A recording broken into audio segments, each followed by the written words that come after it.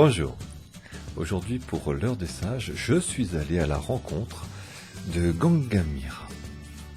La première fois que j'ai entendu parler Gangamira, c'était sur une vidéo de YouTube, sur sa chaîne YouTube, et j'ai été très agréablement surpris par la teneur de ses propos quand elle parle de l'éveil, quand elle parle de la révélation. J'ai trouvé qu'elle parlait avec autorité, au même titre qu'on disait à l'époque, Jésus parlait avec autorité, elle parlait avec cette autorité et cette simplicité. Quelles que soient les questions qu'on lui pose, eh bien, elle revient toujours au centre, elle revient toujours à la source. Gangamira habite au Portugal. De temps en temps, elle voyage. Et à l'occasion d'un satsang, eh bien, elle est venue à Paris. C'est cette fois-ci où je l'ai rencontrée. La lignée de Gangamira, son maître était Papaji. Mooji, un autre maître, était aussi le disciple de Papaji. Et Papaji était lui-même le disciple de Sri Ramana Maharshi. Papaji n'a pas été que son maître, puisque elle est devenue aussi sa femme, et qu'ensemble ils ont eu une fille, Mukti. Alors vous allez entendre, pendant l'interview, il y a un bruit de fond, parce que l'endroit où nous avons réalisé cette interview, eh bien, juste à côté, juste l'appartement à côté, il y avait des travaux. Mais j'espère que ça ne va pas vous empêcher de déguster cette émission maintenant. Non, suite à ce que tu as dit, c'est vrai que la difficulté auparavant, dans ma jeunesse, je peux parler comme ça maintenant, dans ma jeunesse, dans les années 60-70, c'était de trouver une information ou résoudre le problème de l'existence, où aller. C'était plus chez des prêtres, parce qu'on avait envie de faire sauter tout ça, tout ce qui était traditionnel. Des philosophes, j'ai essayé de les approcher, mais on ne les approche pas comme ça à l'Ouest. Il faut beaucoup d'introduction. Donc, ça a été mon cas, mais donc il y avait très peu d'informations où aller. Et maintenant, c'est le contraire. La difficulté est d'avoir une discrimination telle ou une précision dans sa demande, dans son exigence de vie, qui fait que on va rencontrer parmi trop d'informations, il y a une richesse, une abondance, alors qu'avant c'était zen en fait, c'est ça, comme offre. Et tous les deux, ce sont des difficultés très fortes. Il n'y a rien à faire. Avant, on devait faire des kilomètres physiques pour trouver éventuellement quelqu'un. Et maintenant, c'est plutôt aiguiser, savoir quelle est sa priorité. Mais puisque tu parles de ta jeunesse, est-ce que tu peux nous raconter justement un petit peu comment ça s'est passé, quel a été le déclic chez toi, puisque tu es parti en Inde, etc. Bon, c'est une longue histoire, je ne vais peut-être pas entrer là-dedans, mais c'est vrai que j'avais une tendance à réfléchir sur la vie et sur quelque chose d'autre que ce que la vie m'offrait, bien que j'ai eu une enfance très heureuse. Et c'est Socrate qui m'a, avec sa phrase que j'étudiais à l'UNIF, Gnotis Eoton, connais-toi toi-même, c'est Socrate qui a transpercé mon cœur, parce que je me suis demandé, est-ce que je me connais? Pas de façon psychologique. Et j'ai dû voir que c'était une dévastation. Je ne me connaissais pas. Et donc, j'ai compris à la seconde que c'était ça que je cherchais. Donc, c'est Socrate qui m'a complètement déracinée. Et donc, je voulais chercher un Socrate vivant parce que je croyais très fort à cette relation maître-disciple. Il faut dire que j'ai passé mon adolescence à adorer lire les histoires zen et Chan, justement de ses disciples et de ses maîtres. Donc, je pensais que c'était l'unique façon d'approcher la solution à cette question. Et j'ai pas trouvé Socrate vivant, donc je me suis dit, il reste encore une chance, le Bouddha vivant. Et, il était dans l'Himalaya, et à l'époque, on avait cette chance de pouvoir aller même sans sou par la route, c'est ce que j'ai fait. Donc je me suis retrouvée au bord du Gange, dans l'Himalaya, un peu au nord de Rishikesh, à savoir que là, je le rencontrerai sûrement. Et si je ne le rencontrais pas, j'avais vraiment décidé de finir avec cette vie. Donc j'étais dans un état très intense.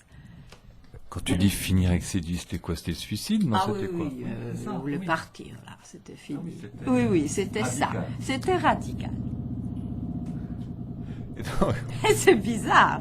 Mais parce que quand après mes études secondaires, j'étais à l'UNIF, et là, tout ce que je vivais à l'intérieur s'est exprimé, et cette recherche m'a fait aller dans tous les sens. Et je n'étais jamais satisfaite. Jamais satisfaite. Et donc, j'ai compris que je n'avais pas beaucoup d'issues. Je devais trouver mon guide. Je devais absolument. Et tu l'as trouvé? Oui, je l'ai trouvé. Je l'ai trouvé. Donc, je suis arrivée au Gange, disons, vers juillet. J'ai approché quelques ascètes qui me semblaient intéressants. Et puis finalement, c'est début décembre 1968 que là, mon maître m'a approché parce que j'avais décidé de ne plus écouter personne. Il y en a qui me disaient c'est en haut, d'autres en bas, à gauche, à droite. Enfin, finalement, je trouvais que je devais méditer par moi-même, ce que j'ai fait. J'ai été vivre dans une grotte. Et je n'avais plus qu'une roupie en poche. Le visa était terminé, mais je n'avais pas trouvé mon maître, donc j'avais décidé, inutile de rentrer. J'attends, je reste ici. Et c'est quand j'ai dépensé ma roupie, c'était à une soirée, près du Gange, dans un petit chai shop, avec un livre de Kabir à la main, que quelqu'un m'a abordé, me demandant « Que voulez-vous, mon cher enfant ?» une histoire en fait, c'est toute une histoire, mais qui a bouleversé et changé ma vie, qui a donné un sens à ma vie. Et cet homme-là, qui était-ce? Ah ben, je ne le savais pas moi-même, et je lui ai d'abord dit, mais non, merci beaucoup, puisque j'étais quand même très forte dans mes décisions, et il dit, mais il continue, et me dit, mais si tu as besoin de moi, je suis assis tous les matins à 5 heures du matin au bord du Gange, et il me montre. Je dis oui, merci beaucoup. Et je repars à ma grotte, et lui, je ne sais pas, il est parti aussi. Et le lendemain, j'ai fait ma vie comme d'habitude, très simple et méditative. Et c'est seulement la deuxième nuit plus tard que, dans la nuit, un visage m'apparaît, le visage de cet inconnu, avec cette voix très forte qui me dit « Et si c'était lui ton maître ?»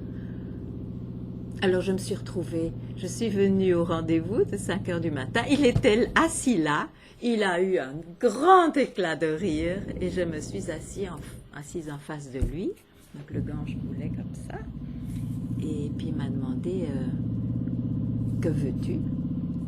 Que veux-tu » Et je lui ai dit ce que je voulais.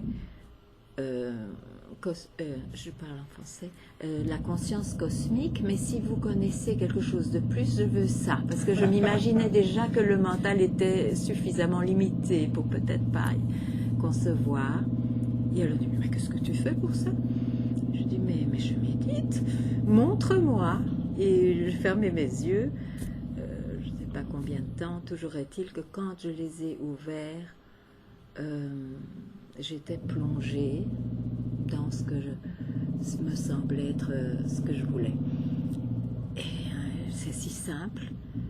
J'étais abasourdie de la simplicité de ce qui était. Et bien sûr, donc je me suis prosternée aux pieds de mon maître en le déclarant, je vous ai trouvé mon maître.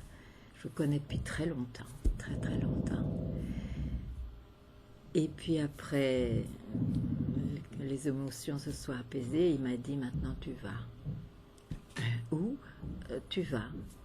je reviendrai quand tu auras besoin de moi. Et j'ai dû partir. J'étais complètement dans un état extatique et folle. Il me dit de partir quand je le trouve. Mais bon, je suis repartie à ma grotte, dans la forêt. J'étais complètement extatique et en même temps, je ne savais pas très bien que faire. Alors, qu'est-ce qui était entre mes mains? Je ne connaissais rien de cet homme, ni le nom, rien. Et il était tout seul. Et en effet, après ça, je ne l'ai plus jamais revu. Donc, qu'est-ce qu'on avait en commun? C'était l'endroit où on s'était rencontrés. Donc, j'ai décidé de quitter ma grotte et de vivre à ce même endroit, au bord du Gange, ce que j'ai fait. Et je l'ai attendu pendant, maintenant, ma mémoire flanche, mais je ne sais plus, 7 ou 8 mois. Et un soir, je me suis retournée et il est venu. Et donc, je suis restée avec lui pour apprendre. C'est un peu une légende, mais bon, c'était quand même mon histoire. Mais là, tu nous racontes un conte de fées. Oui, vraiment. C'est un peu un conte de fées. Parce qu'en fait, tu te mets au pied de ton maître, à côté de ton maître, et tout d'un coup, c'est comme s'il avait une baguette magique, et pouf, il te donne ce qu'on appelle l'éveil. Je ne sais pas comment tu appellerais ça. Et tout d'un coup, il t'a fait vivre une expérience d'éveil. Voilà. Évidemment, moi, à l'époque, pour moi, c'était ça. Mais en même temps, j'étais pas si claire. C'était parti aussi. Donc, je devais revivre ça, qui me semblait être l'éveil. Donc, et c'est bien pour ça que j'avais encore besoin de lui. Si c'était vraiment l'éveil, je n'aurais plus besoin de lui. Donc, c'était une expérience d'éveil. Mais tout ça, c'est avec les années que ça s'est éclairci et bon, assimilé, etc. Quand tu dis que tu as vécu une expérience d'éveil à côté de ce maître, c'est parce que c'était sa présence, il t'a englobé dans sa présence et dans son propre éveil, enfin dans sa propre nature, tu as goûté à sa nature, il t'a permis de goûter donc à ta propre nature, mais quand il était plus là, tu n'as plus rien goûté, c'est ça? Non. Si. Il en reste je veux dire, c'est comme quand on plonge dans l'eau, on est mouillé tout de même quand on sort. Mais après un certain temps, ça sèche. Sauf si on fait des efforts pour... donc je méditais pour essayer d'être plongé là-dedans, mais ce n'était plus du tout l'expérience de ce moment-là que je revivais. Il y avait plein de questions dans mon mental qui venaient et qui étaient irrésolues. Mais bon, j'avais cette force. Mais il faut dire que pendant ces 7-8 mois où j'ai attendu mon maître, j'étais dans une sorte... Aujourd'hui, je peux l'expliquer, de samadhi. C'est une sorte d'état où je n'étais pas très présente physiquement. Et c'était entretenu par ma méditation et par ce désir de revoir ce maître. Et cet assurant, j'étais sûre que j'allais le revoir. C'était pas possible autrement. Donc, mais à ce moment-là, ton désir le plus fervent, c'était de revoir ce maître ou de goûter à cette conscience cosmique, comme tu as dit tout à l'heure? Non, c'était de me réaliser et je savais que ça ne pouvait être que par lui. Bon, c'était ma conviction. Oui. Donc c'est la même chose, c'était associé complètement. Et ça l'a été, en fait, donc 7-8 mois après, il revient te voir, enfin vous vous retrouvez, oui. Et ensuite, comment ça s'est passé? Ça a pris combien de temps? Ça a pris... Bon, là, c'était tout à fait ce qu'on lit en général, une vie d'un disciple qui suit son maître, qui expose ses doutes ou ses obscurités, et le maître répond ou pas. Enfin, tout ça, ça fait partie de cette relation. Il y a des expériences aussi très fortes qui encouragent ou bien qui montrent qu'on est au bon endroit, bien sûr. Et bon, moi, ça m'a pris avec toute la rangée d'expériences de qualités différentes. Je peux dire, dans le temps, ça m'a pris 29 ans. Je n'étais pas très, je sais pas, j'étais pas très rapide, mais c'est comme ça que c'est arrivé avec moi. Et l'urgence qui finalement m'a fait écouter ce qui finalement il essayait de me dire tous les jours, mais que je ne pouvais pas entendre parce que j'avais des convictions sur ce que devait être l'éveil. J'avais des idées très fortes, plus que des désirs et des attachements. J'étais assez détachée. C'était plus ça mon obstacle, c'était ma tête. Mais l'urgence de vraiment entendre, mais qu'est-ce qu'il a dit, c'est au moment de sa mort. Parce que je savais que je ne pourrais plus jamais rencontrer quelqu'un ou faire confiance en quelqu'un. Ça, c'était ma conviction. Donc je devais le réaliser là. Et ça s'est réalisé Oui, là? oui. On peut dire comme ça, dans l'histoire, parce que finalement la réalisation c'est soi-même de tout temps. Donc c'était dans l'histoire, oui, disons que c'est comme ça. Ouais. Et alors justement, tu parlais que tu avais une idée préconçue de ce qu'était l'éveil. Est-ce que Sans savoir, hein. est-ce que c'est le grand obstacle de tous les chercheurs? Ou l'un des grands L'un obstacles? des obstacles, parce que je crois qu'aussi il y a... Oh, mais il y a beaucoup d'obstacles au fond. Parce que, bon, il faut être très sérieux dans cette recherche. On ne peut pas avoir plusieurs amants en même temps. Je ne crois pas qu'on pourrait satisfaire tout de la même manière. Donc, il faut avoir une passion. Une passion. Maintenant, cette passion peut être boycottée par des attachements, des désirs qui deviennent très importants, ou des concepts qu'on a. Ah, mais je dois encore vivre ça dans ma vie, mais ça ne fait rien, je peux en même temps, etc. En fait, plein de choses. Hein. Il y a plein. Et c'est différent pour tout le monde. Donc, moi, je ne peux parler. Pour moi, c'était, je crois, vraiment, voyant ça de loin, j'ai dû vivre aussi 2-3 désirs qui étaient très très forts en moi. J'en étais inconsciente, je les ai vécus, mais c'était surtout le concept de ce que c'est. Et ça vient de plus en plus parce que on a de plus en plus l'expérience et le parfum de l'éveil. Alors on croit de plus en plus qu'on a raison.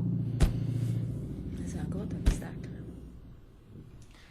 Quels seraient les autres obstacles? Donc il y a cette croyance de ce que pourrait être l'éveil, alors qu'on ne peut pas mettre de mots apparemment dessus. Et quels seraient donc ces obstacles que tous les chercheurs, parce qu'on est... Mais c'est l'idée qu'on s'en fait. Et alors aussi, tout de même, la vie présente beaucoup de choses à accomplir. Alors ça devient presque de la même intensité que ce désir de se libérer de ce qui est éphémère, en fait. De la croyance que ce qui est éphémère est réel. C'est plutôt plus juste de dire ça. Et donc toi, ta croyance sur l'éveil, et puis qui petit à petit s'est affiné, Voilà. mais c'est parce que tu étais à côté de ton maître? Non, c'est parce que je n'avais pas compris qu'il ne fallait pas aller dans le mental. Curieusement. Alors la question est, comment ne pas aller dans le mental? Mais justement, ne pas y aller. Puisque on est déjà ce que l'on est, ce qui est. Et donc ça s'apprend. Parfois, ça s'apprend tout de suite, ça se voit tout de suite, mais c'est rare. Parce qu'on peut avoir, comme je dis, une expérience d'éveil, mais ça ne veut pas dire qu'on a démystifié le mental. Hein. Ça arrive souvent. Je vois ça aussi en satsang. Mais la démystification du mental, de ce que c'est le mental, pouvoir le pointer, et donc, si c'est mental, on a appris suffisamment par son maître que c'était pas soi, ça peut prendre du temps. Et dans mon cas, ça a pris du temps. Mais ça n'a pas d'importance, hein, je veux dire, ça c'est une histoire personnelle. Mais c'est très important comme point. Parce que je trouve que je rencontre trop souvent des chercheurs, enfin des êtres humains, qui ont cette expérience d'éveil. Tout d'abord, ils croient que ça y est, ou alors ils ont une éternelle recherche que ça reviendra un jour, mais ça va devenir permanent. Ce qui est une illusion totale parce que ce n'était qu'une expérience. Donc il y a encore un concept là. Et donc il faut il faut travailler avec un maître pour justement que lui déracine toujours ce qu'on ne voit pas être comme mental. Enfin, c'est comme ça que je le vois. C'est vrai qu'aujourd'hui, moi aussi, je rencontre beaucoup de personnes qui font des expériences d'éveil pendant une semaine, un mois ou un jour, ou peu importe, qui après reviennent, j'allais dire, dans la dure, entre guillemets, réalité, et qui ensuite font des dépressions. Oui, mais nous connaissons même quelqu'un qui a fini sa vie parce que c'était invivable. Oui, mais s'il restait au pied d'un maître, ça n'arriverait pas. C'est ça. Les gens, quand ils ont une expérience d'éveil, ils vont trop vite par eux-mêmes. Oh, ça y est, je suis libre. Mais c'est pas bien compris. Moi, je dis garder contact, que ce soit intérieurement, que ce soit physiquement. Il faut garder contact avec son maître. Parce qu'un maître, c'est pas lui qui va vous rendre esclave de quelque chose. De toute façon, c'est la libération même. Mais pour ne pas tomber dans ces pièges, il faut garder contact. Ah oui. Décédé ou vivant, c'est ça. Oui, peu importe. Et si le travail n'est pas fini, un maître vivant, même après celui, mais de la même trempe, se représentera à ce chercheur. Parce que parfois, enfin, moi je suis pour avoir au moins rencontré un maître vivant. C'est pas assez dans les livres. Et c'est pas assez une fois. Même si on a une expérience d'éveil, c'est pas assez de rencontrer quelqu'un une fois. Justement parce que ce mental, qui a une force étonnante, comme on y a cru, et comme le monde entier croit, je veux dire, il y a une force étonnante, ça doit être déraciné dans sa force. Et ça ne peut être fait qu'au pied d'un maître, et ça se fait de façon d'ailleurs très mystérieuse, parce que c'est au cours du temps, on se rend compte, ah tiens, les choses se font, se défont.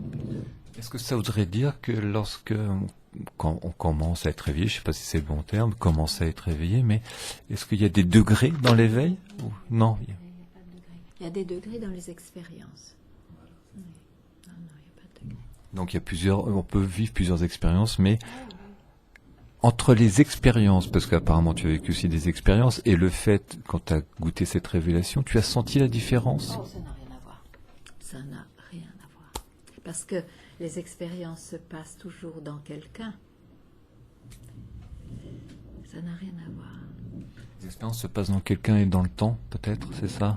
Alors que quelqu'un est toujours quelqu'un qui est né et qui a une vie, une existence personnelle qui va mourir, oui, donc dans le temps. Et c'est pour ça que les expériences n'étaient pas là avant, donc elles commencent et elles se terminent. Parce que c'est dans le temps. Et toi-même aujourd'hui, tu es encore en contact avec ton maître? Quand on évoque mon maître, que ce soit par l'extérieur ou que sa pensée me vient, j'ai une gratitude infinie qui restera, c'est atemporel, vraiment. Maintenant, je ne peux pas dire que je suis en contact, ça ne veut pas dire grand-chose pour moi, mais j'ai une gratitude infinie. Et donc tu disais, voilà, ce qui est bon, c'est d'être au pied d'un maître pour qu'il puisse valider ce que nous sommes en train de vivre ou déraciner certaines choses. Et il y en a certains qui n'ont pas eu besoin de maître.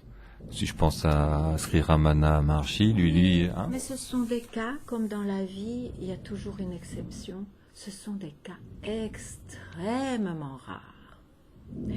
Et de nos jours, c'est vrai qu'il y en a de plus en plus, comme il y a de plus en plus de gourous qui ont eu un éveil spontané.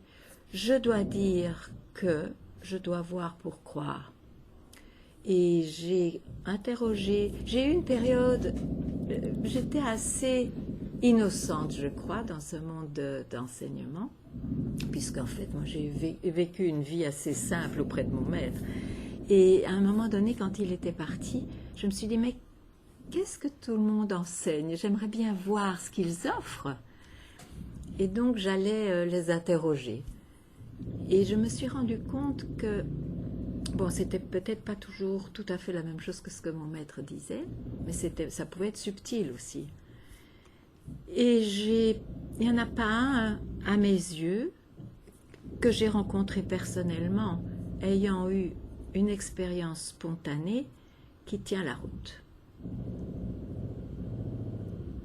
Mais il y a toujours des exceptions. Mais elles doivent être rares. Qui tient la route par rapport à l'enseignement ou par rapport à l'éveil? Non, par rapport à l'éveil. Ils tiennent la route très bien par l'enseignement parce qu'ils sont très intelligents. Et ils ont vu quelque chose. Donc on peut parler magnifiquement bien quand on a une expérience d'éveil. Et si on en fait un enseignement, c'est intéressant. Non, par rapport à l'éveil. Donc, tu veux dire que lorsqu'il y a un éveil spontané, faire attention que ça ne soit pas qu'une expérience, c'est ça? Oui. Oui, mais alors, si on n'est pas au pied d'un maître, il y a une arrogance naturelle. Avec le temps, pas tout de suite. Hein. Tout de suite, là, on est merveilleux. Mais avec le temps, puisque ça se passe dans le temps, il y a une arrogance qui peut monter pour dire, bon, maintenant je suis éveillé, et puis voilà, je vais faire ci, je vais ça. Et ça s'entretient par tous les souvenirs, ou je ne sais pas, toutes sortes de trucs très intéressants. Alors, la question, parce que comme il y a beaucoup de personnes, effectivement, qui vivent des expériences d'éveil, Oui. Et beaucoup. Et c'est bien, beaucoup plus qu'avant d'ailleurs, parce que l'information et c'est vrai, les gens ont accès beaucoup mieux, beaucoup plus facilement aussi à ces indications extraordinaires. Oui. Alors, pourquoi Oui.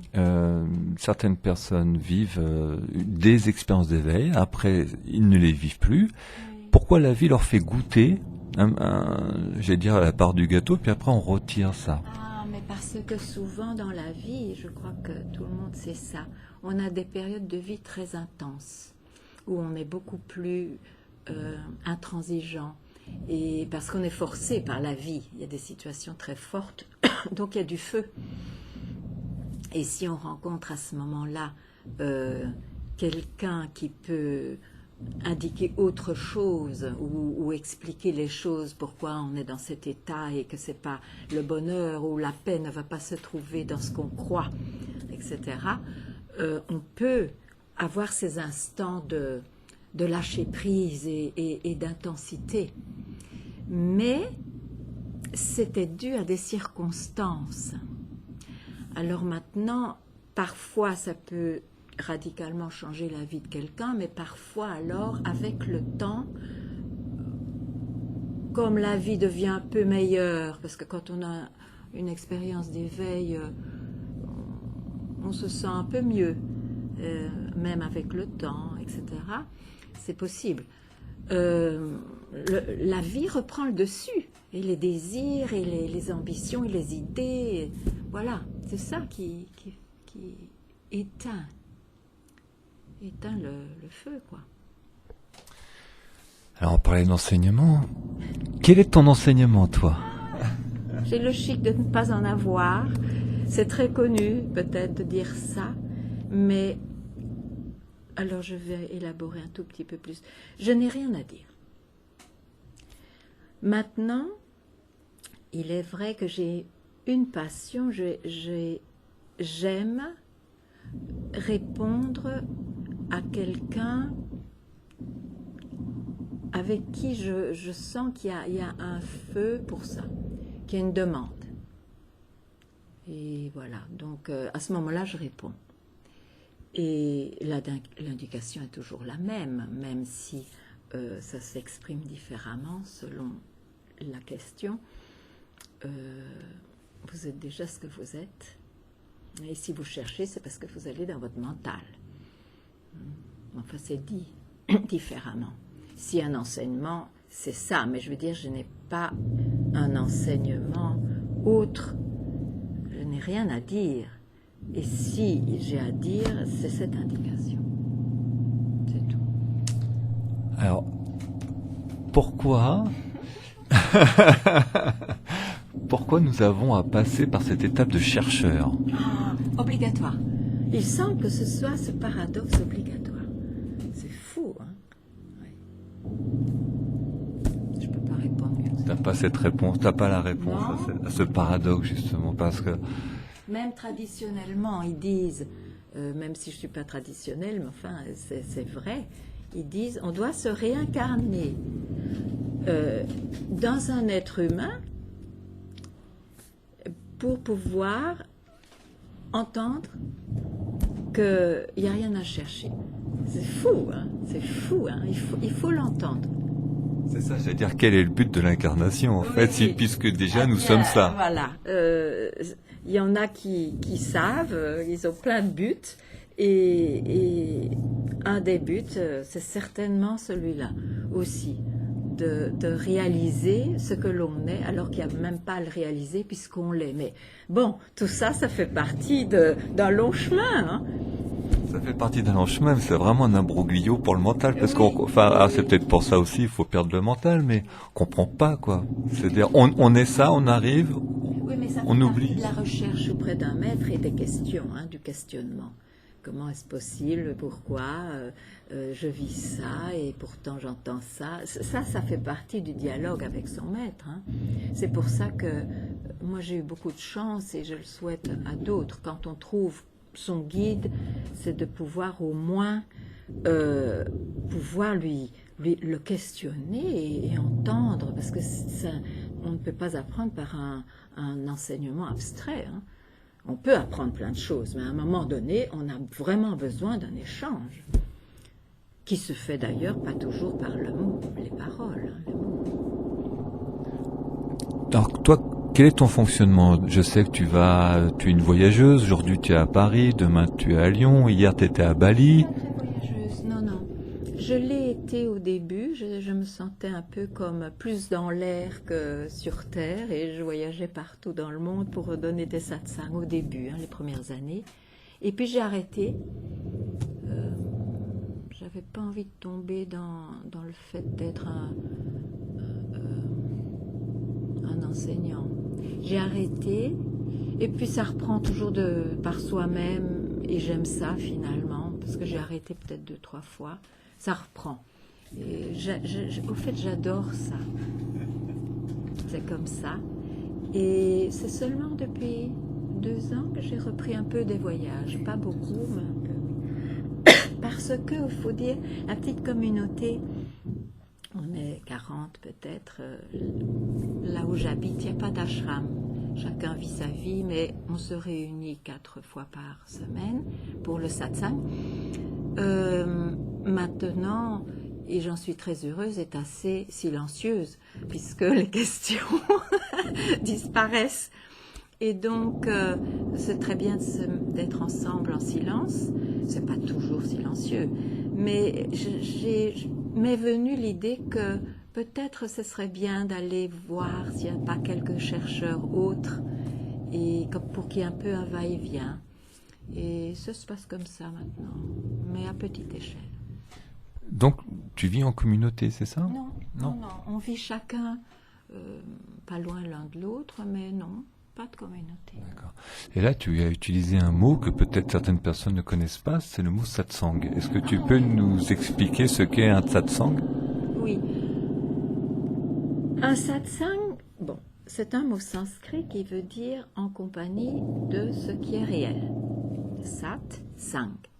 Sang, c'est la compagnie. Donc, c'est l'association, oui, en fait, d'un guide, d'un doigt qui montre la lune, et de quelqu'un en demande pour écouter, voir la direction de la lune. Et le doigt dira bien, ne regarde pas le doigt, c'est la lune que tu dois voir. Donc ça, c'est le satsang. Donc, il n'y a qu'une préoccupation, c'est de déraciner ce mental pour que le chercheur ait au moins ou une expérience d'éveil, ou en tout cas l'éveil, qui est possible aussi. Hein. Pendant le satsang? Oui. Et puis le satsang devient sa vie. Hein, ce n'est pas que 1 heure ou 1h30 ou 2 heures qui coupent le quotidien. Maintenant, si ça devient vraiment sa recherche et cette passion pour essayer de voir que c'est l'essentiel de sa vie, c'est introduit dans la vie. Donc le satsang se passe tout le temps en fait. Mais c'est vrai que d'être ensemble à la maison, ça fait 4 fois par semaine, c'est très important. On vole un moment à ce temps qui ne présentera jamais ce moment, sinon. La vie est très exigeante, très occupée. Donc, voilà. Et alors, il y a une phrase, puisque je t'ai écouté sur YouTube, il y a une phrase qui est souvent répétée, c'est « Qui suis-je » C'est un peu la base de ton enseignement. Tu disais que tu n'avais rien à dire, mais c'est souvent tu répètes cette phrase. Est-ce que tu peux nous en dire un petit peu plus? Bon, cette phrase, elle ne vient pas de moi, c'est une phrase qui était déjà dans les Védas. Et Ramana Maharishi, je ne sais pas si on connaît Ramana Maharishi, c'est un grand sage qui est décédé en 1950, qui était le maître de mon maître Punjabi, a repris cette phrase, mais l'a sortie de tout un contexte. Donc il a redonné vie et vitalité à cette phrase essentielle, qui est une question subjective, comme je dis. C'est la seule, je crois, que le mental puisse créer, puisqu'il interroge le je qui pose la question. Sinon, il interroge toujours les objets, qu'ils soient extérieurs ou intérieurs. Donc, il a eu ce génie de mettre bien ça en épingle, et grâce à ça, par mon maître bien sûr, c'est devenu très vivant pour moi, et ça prend du temps aussi pour voir que c'est ce jeu par quoi tout commence. Si on ne dit pas je, si le je ne s'éveille pas, il n'y a rien qui est là, même pas le monde. Donc c'est la racine de la manifestation, et une racine vient bien de quelque part. Donc qui suis-je? Et la réponse à ce qui est avant l'expression je est donnée quand cette question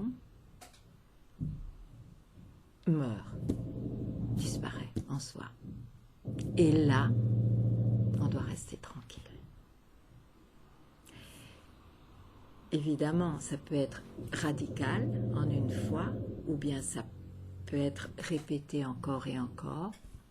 L'essentiel, c'est la question et le rester tranquille, qu'on oublie souvent. C'est essentiel. Donc ça, parce que le mental est tellement fort, on se le répète. On retourne là où on n'a jamais quitté, mais on retourne là. C'est-à-dire que c'est se poser la question, mais ne pas se la poser 500 fois. Non, il ne faut pas que ce soit un mantra. Il faut, au moment où on a ce feu, où tout à coup on est conscient, mais où est-ce que je me perds? Pourquoi? Je sais ce qui est essentiel pour moi. On se la pose, on reste tranquille. Et ce moment-là travaillera le reste, diminuera, déracinera les choses. Donc, pratiquement, ça veut dire quoi? Ça veut dire qu'on se la pose le matin au réveil? Non, n'importe quand. C'est peu importe. Je crois qu'on ne peut se la poser que si on voit que c'est essentiel. Il y a quelque part, il y a toujours des moments où on se dit « Oh, je me perds ». Et à ce moment-là, c'est toujours très bien. Ou bien je souffre. Il n'y a personne qui aime souffrir, parce que je suis heureuse, ce serait beaucoup plus difficile de se la poser. Mais dans ces moments que la vie présente, qui sont forts, c'est un grand cadeau, en fait, de se poser cette question. Ça veut dire que cette phrase, qui suis-je, que j'ai découverte quand j'ai écouté tes vidéos, je la trouve extraordinaire. Mais c'est ne pas l'utiliser comme une ordonnance. On dirait, on prend un médicament matin, midi et soir. Faut pas dire Mais c'est-à-dire que moi, il me semble, hein, après tu vas me dire, qu'il faut la laisser venir. C'est-à-dire qu'elle va jaillir toute seule. Ah non. Alors je vais te dire non, parce que la vie va t'empêcher de le faire. Non. La vie ou le mental? C'est la même chose. Ah oui, c'est la même chose. Oui, c'est la même chose pour moi. Parce que j'appelle mental tout ce qu'on peut voir, tout ce qui est créé. Hein, c'est la conscience, peut-être. On peut appeler ça conscience pour enlever la limite du personnel. Mais oui, pour moi, c'est la même chose. Donc, que disais-tu? Non, il faut vouloir se libérer. Ça ne va pas venir tout seul.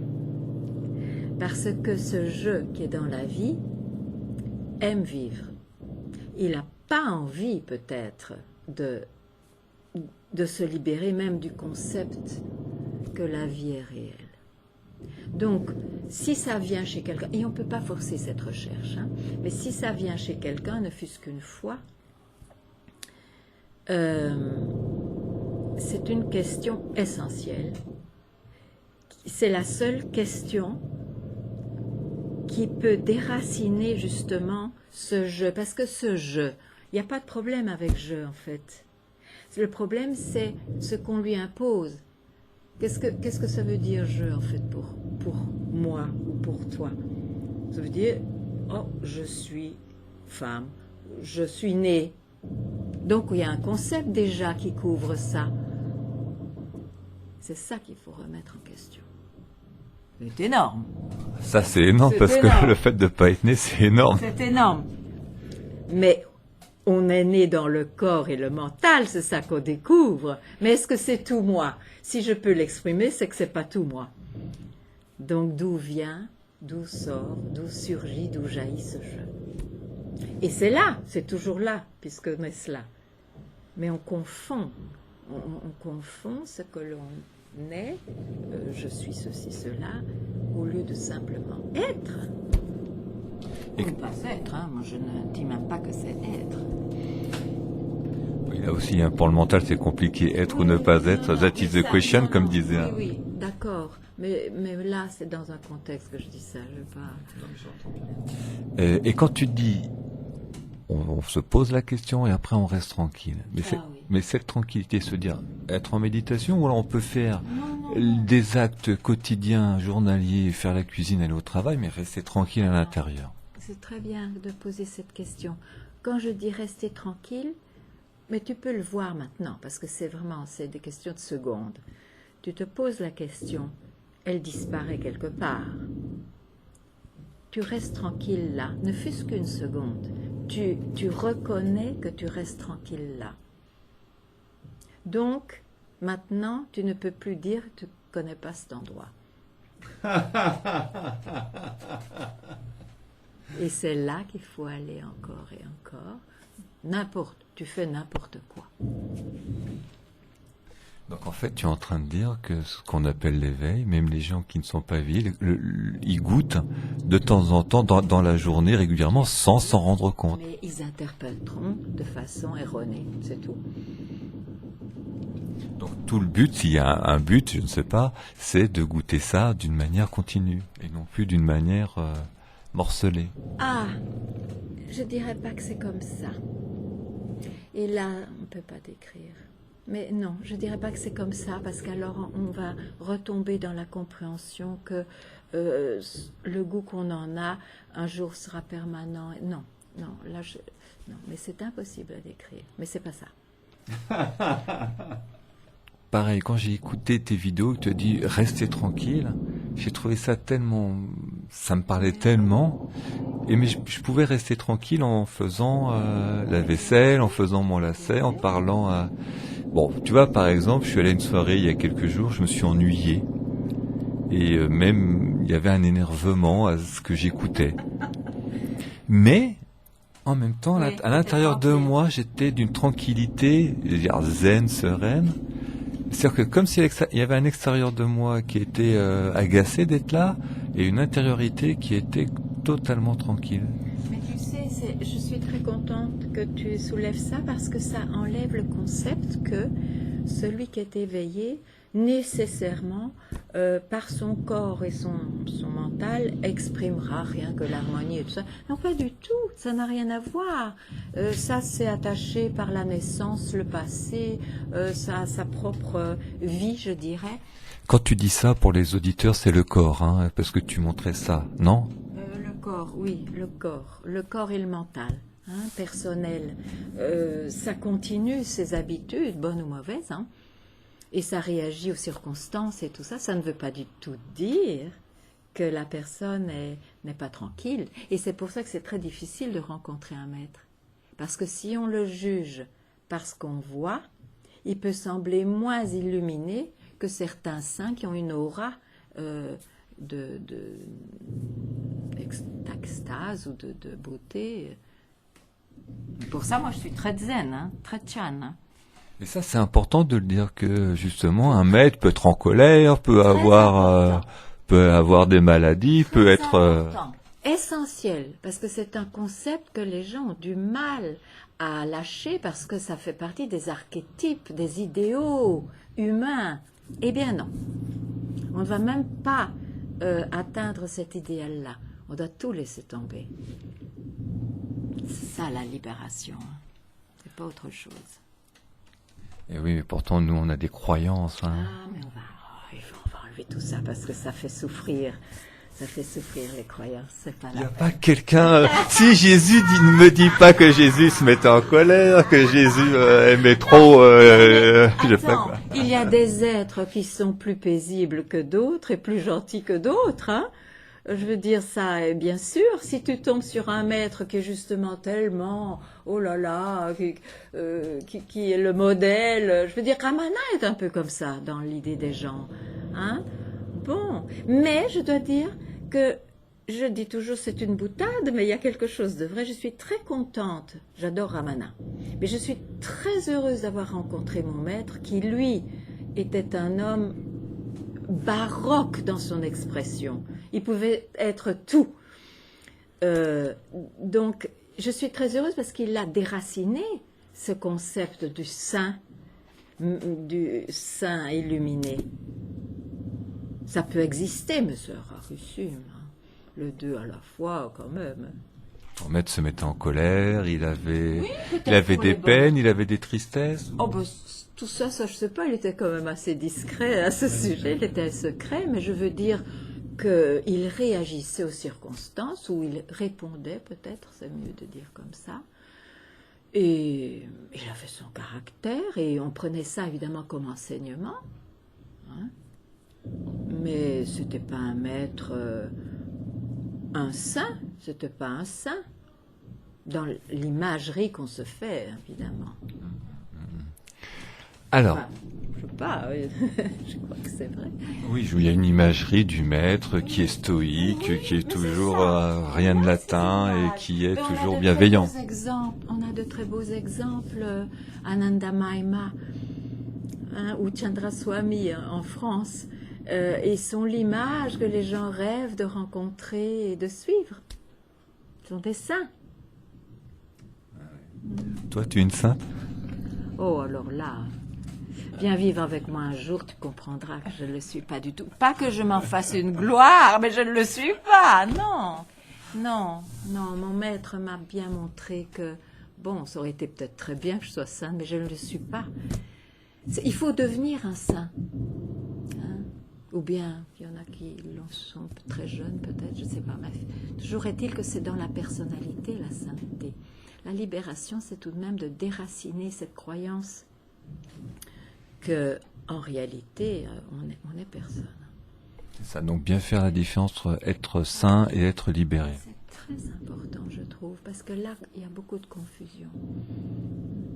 Ça fait partie justement de ces croyances du chercheur qui voudrait être saint et en même temps libéré et ne plus être atteint par le fait de payer la facture à la fin du mois. Bien sûr, mais non, mais c'est ça fait partie de toute cette recherche. Donc ça, c'est bon de déraciner tout ça. Oui. Oui. Et ça fait mal à l'ego et au mental. Mais en même temps, mais bien sûr, il y a une déception. Oh non, ça aussi doit partir. Mais bon, maintenant, je ne suis pas du tout contre la sainteté. Je trouve que les saints sont merveilleux. Mais c'est pas la même chose que la libération. Bon. Donc, au bout du compte, et peut-être que je connais la réponse, mais qu'est-ce qui doit rester? Mais rien. C'est ça. Et, paradoxe apparent, tout continue.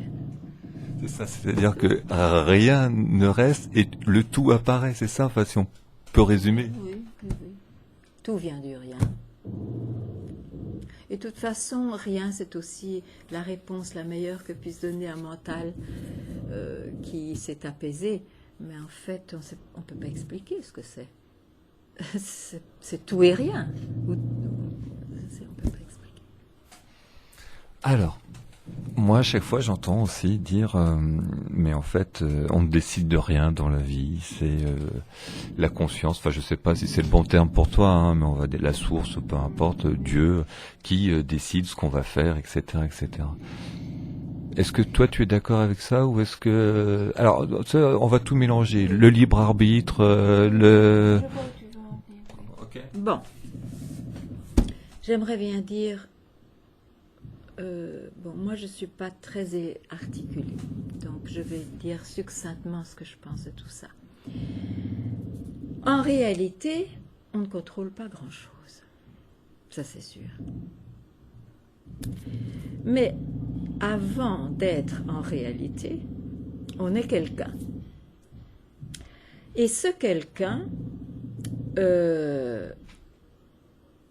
il voit dans la vie qu'en effet, il ne décide pas grand-chose, c'est possible, mais il décide aussi des choses. Et il faut dire que cette réalisation du soi, qui n'est pas un événement, mais c'est une façon de dire, on doit la décider dans cette vie. On doit décider, je veux me réaliser ou je veux me libérer, peu importe les mots, c'est une indication. Sinon, ça n'arrivera pas. Donc, le chercheur, il a une chance unique de dire, eh bien non, l'essentiel pour moi, c'est de me réaliser dans cette vie. Et peut-être même avant que je meure. Et je vais canaliser les choses pour que ça se passe. La vie ne donnera jamais ce désir-là. Ou si elle le donne, c'est circonstanciel. Donc, il faut être persévérant, sérieux avec cette chose-là. Mais en réalité, en effet, la chose se passe. Alors, c'est quoi le libre arbitre, cette notion du libre arbitre? Mais dis-moi, c'est ce que j'ai... Ça veut dire quoi exactement? C'est-à-dire que... les choses se passent quand elles doivent se passer, etc. Voilà. Mais moi, je dis non à ça. Même si c'est faux ce que je dis, parce qu'en réalité c'est faux, c'est vrai. Pour quelqu'un, c'est vrai. Il doit décider, il doit. Sinon, il n'y arrivera pas. Parce que c'est pas une petite chose que de dire non au mental. C'est énorme.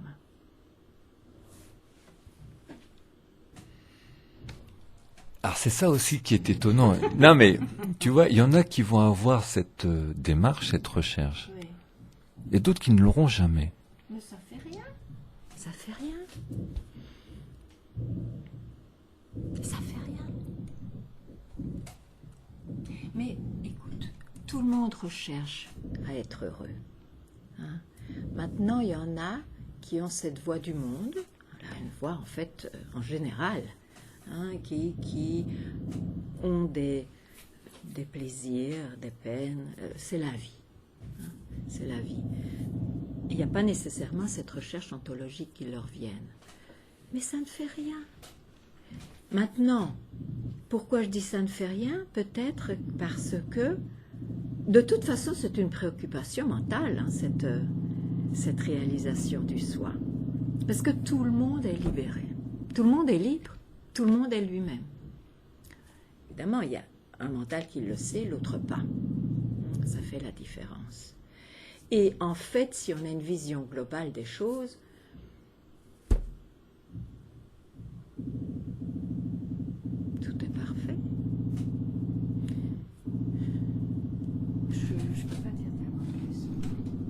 Oui, j'entends moi cette phrase tout est parfait, hein, parce que des fois j'ai la sensation forte de vivre que tout est parfait.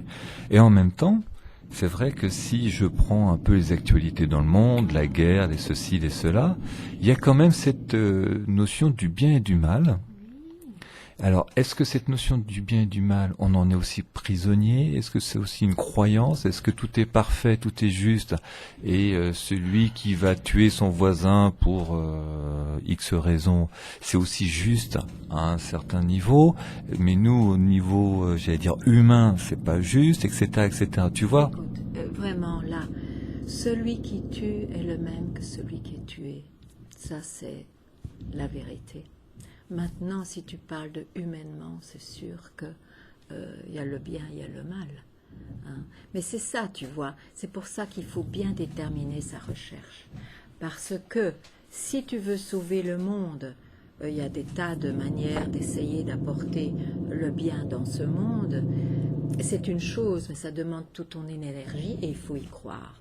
Maintenant, si tu as ce ver qui ronge la pomme, qui est, mais en fait, mais qui suis-je vraiment? Et j'entends que peut-être c'est une illusion, etc.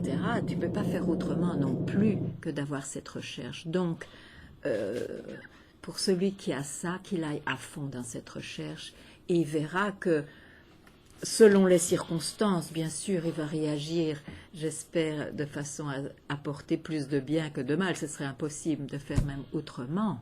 Mais il faut aussi des êtres qui se réalisent, hein, qui apportent une paix moins précaire qu'une paix d'expérience. Donc, on ne peut pas juger. Donc c'est ça, il faut aussi, le chercheur doit accepter sa condition humaine sans se dire je vais essayer de me dépasser pour être, ne pas être atteint par ce qui se passe en tant qu'humain. C'est clair ce que j'ai dit, non? Peut-être, mais dis-moi. Le chercheur d'éveil. Oui, Va- d'éveil.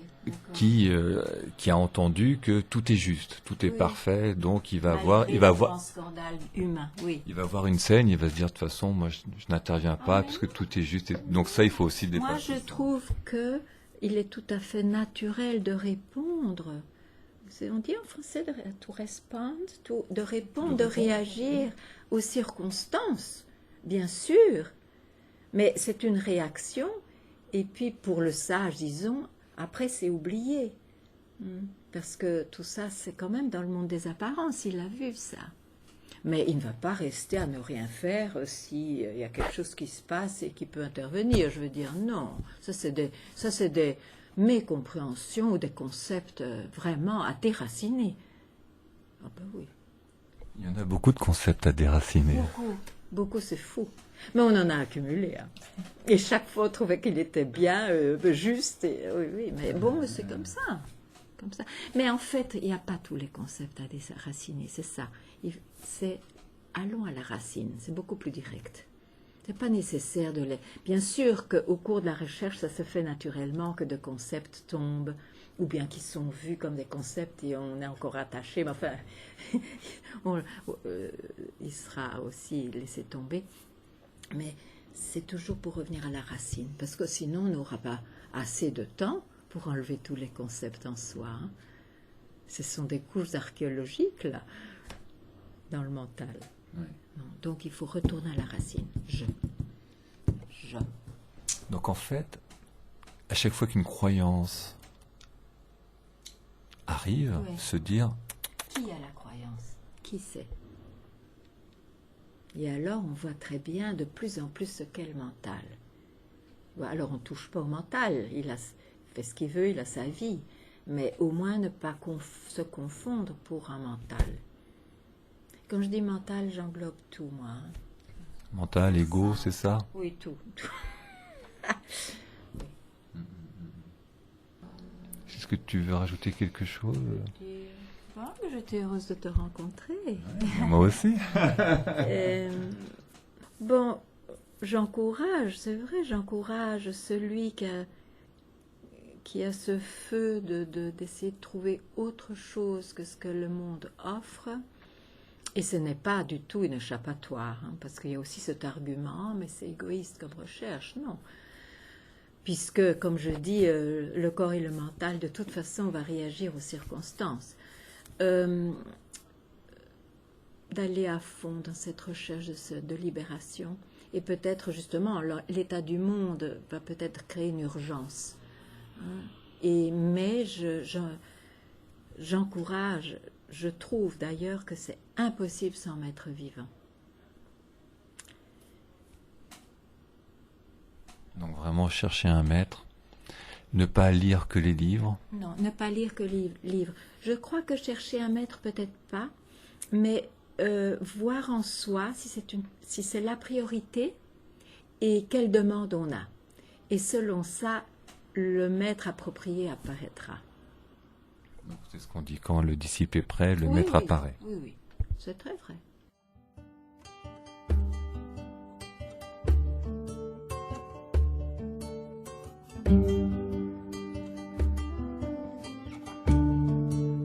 L'heure des sages.